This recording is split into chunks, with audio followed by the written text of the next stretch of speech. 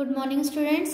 आज मैं आप लोगों को आपका 7th चैप्टर वचन पढ़ाने जा रही हूँ। इससे पहले आप लोगों का 6th चैप्टर था, उसके एक्सरसाइज मैंने आप लोगों को सेंड कर दिए हैं। आज मैं आप लोगों को 7th चैप्टर वचन पढ़ाने जा रही हूँ। इस चैप्टर में देखिए क्या है। पहले तो वचन क्या होता है, ठीक है। तो वचन होता है बच्चों संख्या, ठीक है। वचन क्या होता है? संख्या होता है। अब जैसे कि मैंने यहाँ पे कुछ शब्द लिखे हुए हैं, इसमें देखिए बंदर पेड़ पर है, ठीक है। उसके बाद बंदरों को देखो। अब इसमें देखिए बंदर है और इसमें बंदरों को देखो। तो इसमें बंदर और बंदरों शब्द से में क्यों अंतर हुआ है? क्योंकि यह एक वचन है, एक बंदर है इस पे, ठीक है। तो ये क्या हो जाएगा? एक वचन हो जाएगा। और इसमें बंदरों, इसमें एक से अधिक बंदर है, तो इसीलिए ये क्या हो जाएगा? ये बहुवचन हो जाएगा, ठीक है। तो सबसे पहले वचन क्या बताता है? तो संख्या बताता है। और किसकी संख्या बताता है? संज्ञा शब्दों की संख्या बताता है। तो संज्ञा शब्दों की संख्या बताने वाले शब्दों को क्या कहा जाता है बच्चों? वचन कहा जाता है। जैसे यहाँ पे देखो बालक पढ़ता है, लड़कियां खेल रही हैं। इसमें लड़कियां, वैसे तो लड़की होता है, तो लड़कियां क्यों लगाया गया? क्योंकि एक से ज्यादा लड़की है, ठीक है। तो एक से ज्यादा लड़की के लिए क्या होगा? लड़कियां। ये बहुवचन में परिवर्तित हो जाएगा। सूर्य उदय हो रहा है, सूर्य उदय हो रहा है, सूर्य क्या है? एक है, इसीलिए क्या लिखा है? सूर्य लिखा है। आकाश में तारे चमक रहे हैं। तारे कितने होते हैं? एक तो नहीं होते हैं, एक बहुत अधिक होते हैं, उसकी तो गिनती नहीं है ना। तो एक से अधिक होते हैं, तो इसीलिए इसको तारा नहीं तारे लिखा गया है, ठीक है। तो एक वचन का यह अर्थ होता है कि जिन शब्दों से, जिन संज्ञा शब्दों से या जिन शब्दों से एक संख्या का बोध हो, ठीक है, एक व्यक्ति, एक वस्तु, ठीक है, उनका बोध हो, तो वो क्या कहलाते हैं? एक वचन में आते हैं। और जिन शब्दों से, जिन संज्ञा शब्दों से एक व्यक्ति या एक से अधिक व्यक्ति या एक से अधिक वस्तु का बोध हो, एक से अधिक वस्तु का बोध हो, उसे बहुवचन कहते हैं, ठीक है। देखो जो शब्द किसी वस्तु या प्राणी की संख्या बताए हुए वचन कहलाते हैं, ठीक है। उसके बाद एक वचन किसे कहा जाता है? जो संज्ञा शब्द एक वस्तु या पदार्थ या कोई चीज होती है या व्यक्ति का बोध कराते हैं, एक वचन कहलाते हैं। और उसके बाद उदाहरण ये है, आप लोग रीडिंग करेंगे इसको। और बहुवचन वे होते हैं जो संज्ञा शब्द एक से अधिक व्यक्तियों, वस्तुओं तथा स्थानों का बोध कराते हैं, उसे बहुवचन कहते हैं। जैसे देखो घोड़े, बालकों, लड़कियां, कमरे, ये सब क्या है? मूल शब्द तो नहीं है। मूल शब्द इनका क्या है? घोड़ा, बालक, लड़की, कमरा, जंगल, ये हैं। लेकिन जब इनको बहुवचन में परिवर्तित किया जाता है तो इस तरीके से लिखा जाता है, ठीक है। फिर नेक्स्ट है बहुवचन बनाने वाले नियम। तो बच्चों बहुवचन बनाने वाले नियम केवल जातिवाचक संज्ञा शब्दों से ही बहुवचन बनते हैं। किन संज्ञा शब्दों से बहुवचन बनते हैं? जातिवाचक संज्ञा शब्दों से। जैसे लड़का, तो लड़का क्या है? जातिवाचक संज्ञा शब्द है ना। तो उन्हीं शब्दों का बहुवचन बनाया जाता है। लड़का एक नहीं होता है, एक से अधिक जो लड़के हैं, लड़के की पूरी जाति का बोध हो जाता है उससे, है ना। तो वो जातिवाचक संज्ञा है। तो जातिवाचक संज्ञा से संज्ञा शब्द बहुवचन बनाए जाते हैं। व्यक्तिवाचक और भाववाचक आमतौर से एक वचन में लिखे जाते हैं। यदि इनका प्रयोग कहीं वस्तु बहुवचन में भी हो तो भी रचना एक वचन वाली ही रहती है। तो जो व्यक्तिवाचक और भाववाचक संज्ञा है, उनकी अगर वो आ भी जाते हैं, वैसे जैसे राम शब्द क्या है? व्यक्तिवाचक है ना। तो राम अवतारी पुरुष थे। तो इनका जो, इसको बहुवचन में किस तरीके से लिखा जा सकता है? तो इसको बहुवचन में ऐसे लिखा जा सकता है, अब राम कहाँ पैदा होते हैं। तो इसके सेंटेंस से पता लगेगा। सिर्फ राम शब्द से ये पता नहीं लगेगा कि ये बहुवचन है या एक वचन। तो इसके सेंटेंस से पता लगाया जा सकता है एक वचन और बहुवचन का। नहीं तो आमतौर पर जो व्यक्तिवाचक और भाववाचक संज्ञा है वो एक वचन में ही होता है, और जातिवाचक संज्ञा हमेशा बहुवचन में रहता, उसको हमेशा बहुवचन में परिवर्तित किया जा सकता है, ठीक है। जैसे कि यहाँ पे देखिए कुछ उदाहरण है। जैसे जातिवाचक संज्ञा लड़का, लड़की, ठीक है, ये जातिवाचक संज्ञा है। लड़के, ठीक है, लड़कियां, ये बहुवचन हो जाते हैं। ये आप लोग रीडिंग करेंगे तो ये जातिवाचक संज्ञा है सारे।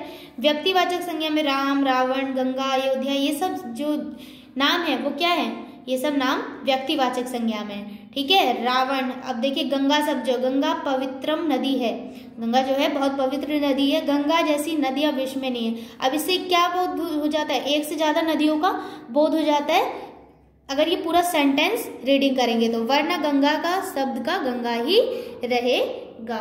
ठीक है, वो आमतौर पर जो व्यक्तिवाचक और भाववाचक संज्ञा है एक वचन में ही लिखे जाते हैं। यदि इनका प्रयोग कहीं बहुवचन में भी कभी कभार बहुवचन में भी होता है, जैसे कि ये सेंटेंस के साथ प्रयोग किया गया है, तो ये भी शब्द बहुवचन ही कहलाएगा। ठीक है, ये शब्द जो ये आगे के इनके क्रिया शब्द है वो क्या है, बहुवचन शब्द है, इसीलिए ये शब्द भी इसके साथ में यूज होंगे तो बहुवचन ही कहलाएंगे। ठीक है, फिर आता है भाववाचक। देखो सुंदरता, सुंदरता शब्द क्या है, भाववाचक है। तो अब इसको बहुवचन में कैसे लिखेंगे, ये तो एक वचन है। आभूषण है, तो अब देखो सब देशों की सुंदरता अलग अलग होती है। अब इसमें देखो सेंटेंस के साथ सुंदरता का प्रयोग किया गया है, तो इसमें एक से अधिक देशों की बात की गई है ना, एक से अनेक की बात की, अधिक देशों की बात की जा चुकी है, तो ये भाववाचक होगा। तो सेंटेंस के साथ इसका प्रयोग हुआ है किसमें, बहुवचन में, वरना आमतौर पर ये भी क्या रहता है, एक वचन ही रहता है। अब देखिए एक वचन और बहुवचन बनाने के नियम। आकारांत पुल्लिंग में आ के स्थान पर ए लगाने से घोड़ा, घोड़े, जैसे आकारांत पुल्लिंग क्या होता है, जिनके अंत में आ जाए। ठीक है, जैसे कि घोड़ा, ये क्या लिखा है, घोड़ा, तो इनको आ को किस में परिवर्तित करना है, आ को ए में परिवर्तित करना है, तो क्या हो जाएगा, घोड़े। ठीक है, आकारांत पुल्लिंग वाले शब्द जैसे लड़का, लड़का का क्या हो जाएगा, लड़के, दवा, ये सब शब्द जो है किसमें बदल जाएंगे, उनमें ए लगा दिया जाएगा, आ हटा के। ठीक है, फिर आता है आप लोगों का इकारांत पुल्लिंग। तो इकारांत पुल्लिंग ये छोटी ई है यहाँ पे, तो यानी कि छोटी ई जिन शब्दों के अंत में आ जाएगा, ठीक है, तो उन, और अगर बड़ी ई आ जाएगा तो उनमें क्या लगाया जाता है, यहाँ लगाया जाता है। जैसे कि यहाँ पे देखिए लड़की लिखा हुआ है, लड़की, ये बड़ी ई लगा हुआ है, तो बड़ी ई हटाकर क्या हो जाएगा, जो बड़ी ई है छोटी ई में परिवर्तित हो जाएगा, लड़कियां। जितनी भी बड़ी ई है वो छोटी ई में परिवर्तित हो जाएगा बहुवचन बनाने टाइम पे, और लास्ट में यहाँ लगा दिया जाएगा। लगाने से बकरी से बकरियां, पत्नी से पत्नियां, रात्रि से रात्रियां, छवि से छवियां, निधि से निधि में देखिए छोटी ई की मात्रा है, क्या लगाया है, निधियां। और जो छोटी ई की मात्रा वाले हैं वो छोटी ई ही रहेंगे, वो परिवर्तित नहीं होंगे। बस जैसे निधि, ये निधि लिखा, इसमें छोटी की मात्रा है, बस इसके आगे अगर बहुवचन बनाना है तो यहाँ जोड़ देना है। लेकिन जिनमें बड़ी की मात्रा आती है उनमें अगर उनको अगर बहुवचन बनाना है तो उनके आगे पहले तो जो मात्रा है बड़ी की उसको छोटी ही बनाना होगा, फिर यहाँ लगाएंगे। ठीक है, ये आप लोग याद रखेंगे। उसके बाद स्त्रीलिंग अकारांत में ए लगाने से, जो स्त्रीलिंग अकारांत होते हैं, अ है यहाँ पे, तो जो शब्द अ से स्टार्ट होते हैं, स्त्रीलिंग होते हैं, उनमें ए, ठीक है, लगाने से बात से, जैसे बातें, देखो ये बात शब्द क्या है, स्त्रीलिंग शब्द है, और इसमें अंत में क्या त, अ की आवाज आ रही है, तो त से क्या हो जाएगा, ए लगा देंगे, तो ए की मात्रा और डॉट बिंदी। ठीक है, जैसे बात का क्या हो जाता है, बातें। ठीक है, उसके बाद आता है जैसे रात राते, लात लाते, दाल दालें, ये सब पढ़ लेना है आप लोग को। बहन बहने, अगर सिर्फ ए रहता तो ए की मात्रा लगाई जाती, लेकिन यहाँ पे क्या है, ऊपर यहाँ भी लगा गया तो डॉट लगाया जाएगा, बिंदी लगाई जाएगी।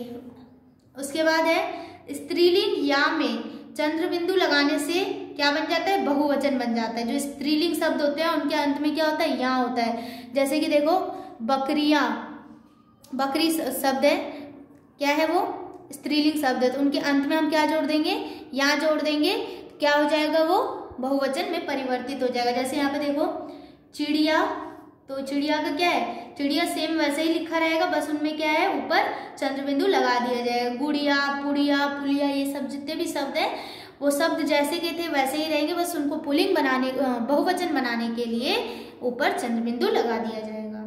संबोधन स्त्रीलिंग तथा पुल्लिंग दोनों में बहुधा ओ लग जाता है, जैसे बधुओं, सिपाहियों, बहनों, भालुओं आदि। एक वचन और बहुवचन में सदैव समान। अब जो शब्द ऐसे होते हैं, कुछ शब्द ऐसे होते हैं जो एक वचन और बहुवचन दोनों में समान रहते हैं, वो बदलते नहीं है। तो वो कुछ शब्द ये हैं, आप लोग रीडिंग करेंगे इसको।